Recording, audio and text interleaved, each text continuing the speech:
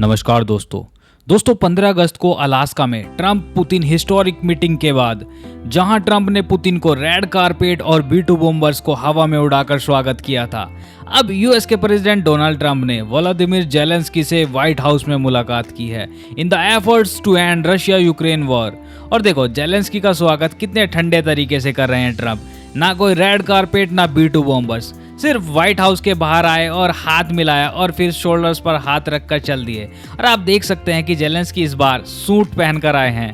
Interestingly देखो, पहले meeting में टी-शर्ट पहनकर आए थे, तब जेलेंस्की को काफी ज्यादा क्रिटिसिज्म झेलनी पड़ी थी। देखिए रशिया यूक्रेन वॉर को 3 साल हो गए हैं और लेकिन अभी तक ऐसा सच कोई ठोस प्रयास नहीं किया गया था ग्लोबल लीडर्स की तरफ से इस वॉर को खत्म करने के लिए।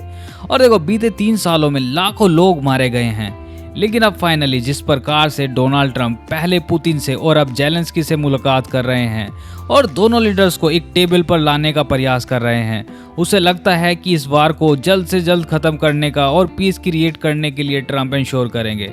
और देखिए ट्रंप ने जेलेंस्की से मिलने के बाद अनाउंस किया है कि 3 पार्टी मीटिंग सेटअप करेंगे टू एंड दिस वॉर। देखो ये 3 पार्टी मीटिंग क्या है और ट्रंप जेलेंस्की की व्हाइट हाउस मीटिंग में क्या क्या डिस्कस हुआ, सब कुछ डिटेल में जानेंगे। मेरा नाम कुंवर है और स्वागत है आपका आपके अपने YouTube channel the bulletin world पर। सबसे पहले समझते हैं कि ये 3 पार्टी मीट क्या है। देखो 3 पार्टी मीट या ट्राइलैटरल मीटिंग का मतलब है एक ऐसे बैठक जिसमें 3 तरफ के लीडर्स या देश ऑफिशियली एक टेबल पर आकर डिस्कशन करते हैं। और अब ट्रंप एक मीटिंग सेटअप करेंगे जहां ट्रंप, पुतिन और जेलेंस्की, देखो ट्रंप एज अ मीडिएटर इनके साथ में बैठेंगे और इस वॉर को खत्म करने के लिए डिस्कशन करेंगे। और देखिए इस बार जेलेंस्की अकेले मिलने नहीं गए थे ट्रंप के साथ, बल्कि यूरोपियन यूनियन के लीडर्स भी इस मीटिंग में शामिल थे, जिनमें Ursula von der Leyen European Union की प्रेसिडेंट, यूके के prime minister sir Keir Starmer, France के इमैनुअल मैक्रोन, इटली की जॉर्जिया मेलोनी और कुछ अन्य बड़े लीडर्स थे, ताकि एक यूनिटी और सॉलिडेरिटी शो की जा सके और साथ साथ ट्रंप पर प्रेशर बनाकर रशिया के साथ नेगोशिएशन किए जा सके। और इस बार देखिए एक बात काफ़ी ज़्यादा फॉर्चुनेट रही कि इस बार की मीटिंग का एटमॉस्फेयर काफ़ी ज़्यादा कोर्डियल था, क्योंकि देखिए लास्ट टाइम जब जेलेंस्की यूएस से आए थे फरवरी मंथ में, तब सिचुएशन काफ़ी ज़्यादा टेंस हो गई थी और ट्रंप और जेडी वेंस ने जेलेंस्की को आड़े हाथों लिया था। देखिए मीटिंग में जब ट्रंप ने जेलेंस्की से पूछा कि आपने देश की सुरक्षा की गारंटी के लिए उन्हें अमेरिका से क्या चाहिए, सैनिक, इंटेलिजेंस या फिर इक्विपमेंट्स, तो जेलेंस्की ने सीधे कहा कि एवरीथिंग। मतलब अब जेलेंस्की यूएसए की सिक्योरिटी गारंटी चाहते हैं अगेंस्ट दी रशिया। और देखिए ट्रंप ने भी यूक्रेन को नाटो स्टाइल सिक्योरिटी गारंटी देने के लिए प्रॉमिस किया है, but without formal NATO membership.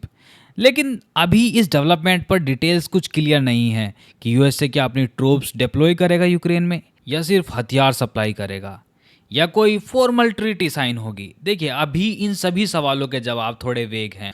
और इस मीटिंग का सबसे ज़्यादा जो क्रूशियल और कंट्रोवर्शियल पॉइंट था वो ये था कि ट्रंप ने इनडायरेक्टली लैंड फॉर पीस की तरफ इशारा किया। मतलब शायद यूक्रेन को कुछ टेरिटरीज रशिया को देनी पड़ सकती हैं इन एक्सचेंज फॉर पीस।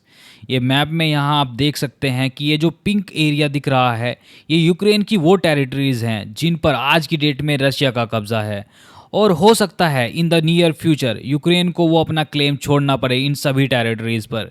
लेकिन अभी के लिए जेलेंस्की और यूरोपियन यूनियन के जो लीडर्स थे उन्होंने इसको स्ट्रांगली रिजेक्ट किया है।